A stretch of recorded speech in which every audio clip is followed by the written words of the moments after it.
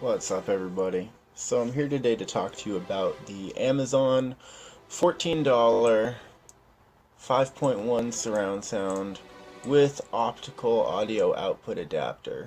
It says it's HDE. You can find this exact same device in a bunch of different colors and brand names, but when it comes down to it, it's C-Media. It's a 6206, I believe.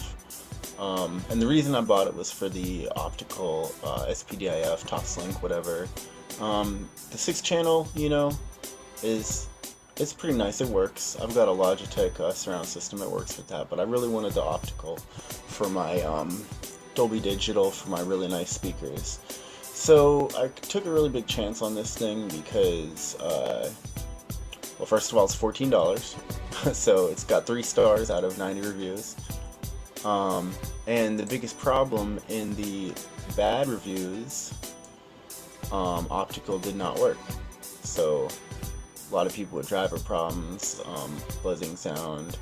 I didn't have any problem with sound quality or anything like that.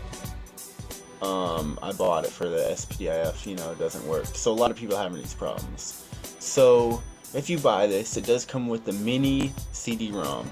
Now, you can Google this thing. Like I said, it's a C-Media 6206.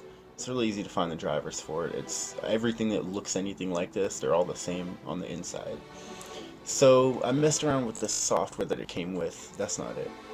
This right here. I messed around with the software for a while.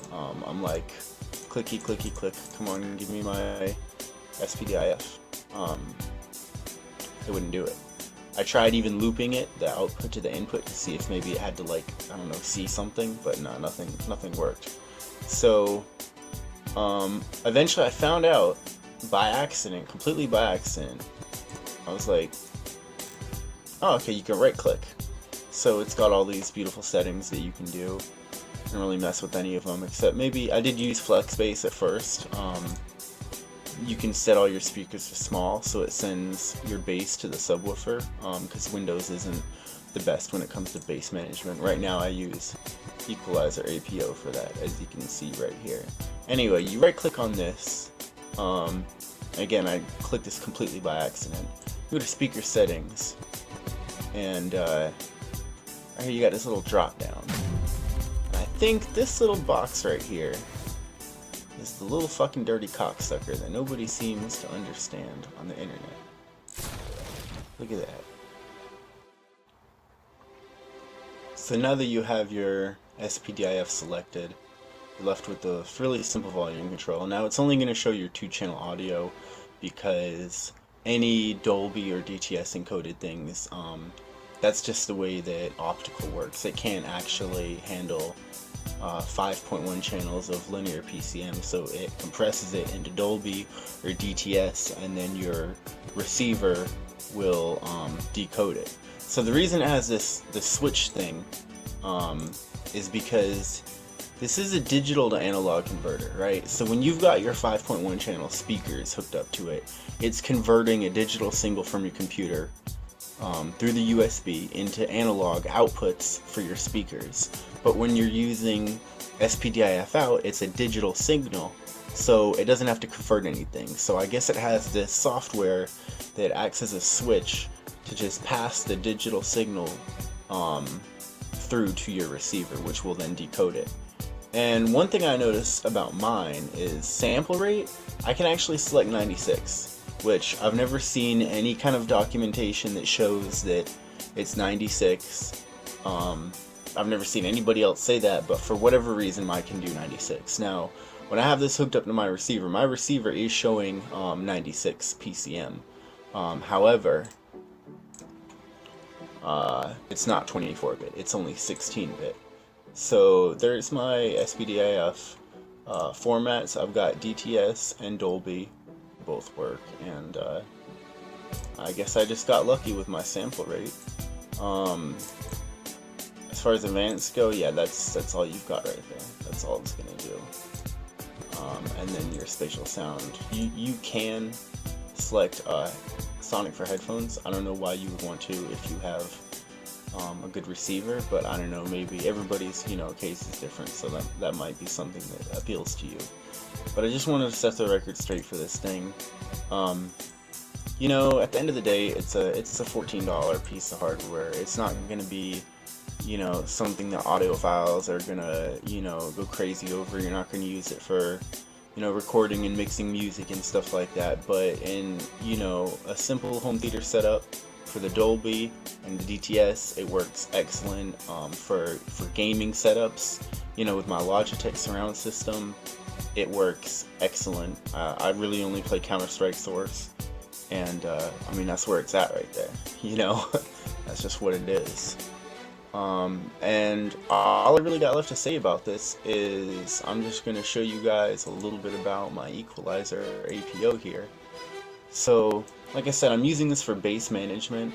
Right now I've actually got, when I put it on analog and I've got the 6-channel out, I've got my surround speakers for the Logitech.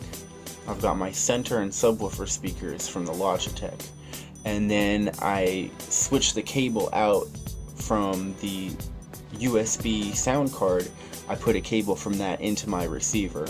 So I can actually use my Polk tower speakers over the digital optical connection, or I can use them in the analog surround sound style. And I use something called the Room EQ Wizard to, you know, make this EQ curve right here. There is no wizardry involved. There is no actual like wizard to do it for you. I don't know, they named it really misleading because it's all very manual, step-by-step process, which, I mean, I guess I can make a video about that.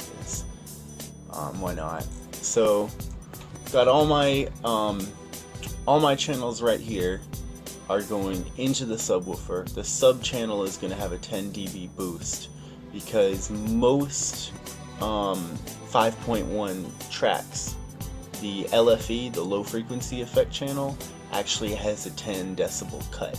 So I added that 10 in to the sub channel.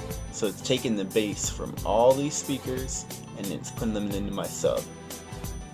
Now I selected my other speakers and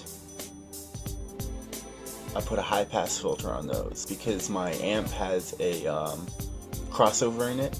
So it actually has a small little subwoofer, a powered passive subwoofer, I mean. So I want to have a little bit, I want the mid bass to go to that, even though I put it all the way down to 50. And then for my sub, the low pass filter, I put it all the way to 200 because it just blends together well. And then this is my EQ curve. That's all this stuff up here that was got together from Room EQ Wizard. And let's see. See if I can find it real quick. Like, please excuse my computer. It's a Dell Inspiron from like 2008 or something. Which is why I actually think this USB device is really nice, because I mean, it's a really old laptop. It doesn't really have any kind of features, but I can still use it for a lot of different purposes. So in my curve right here, this red line is what I originally had measured. So that's showing you the highest volume I'm getting right here is about, you know, a little over 76, maybe 77 decibels. Now this is not going to be accurate, it wasn't calibrated, but this is just to show you about, you know, the frequency response of my speakers in my particular room. And then this highlighted line is after applying the EQ to it, which is this little button right here. It's not really that difficult once you understand what everything is. It just looks really weird at first, like you're just like, oh, what the fuck. But so yeah, it flattened it out considerably. You know, it's not perfect, but my room has pretty bad acoustics anyway. So yeah, that's all you need to know about this little USB card here. And hopefully if somebody saw my video, they will, you know, they'll change their mind about that thing, because I mean, I ain't gonna lie, it's pretty nice. It doesn't, I have no problems with sound quality, for my purposes. You know, like I said, it's not gonna be for mixing music and, audio files, but, I mean, I've got the best sound system in rehab right now, so get at me.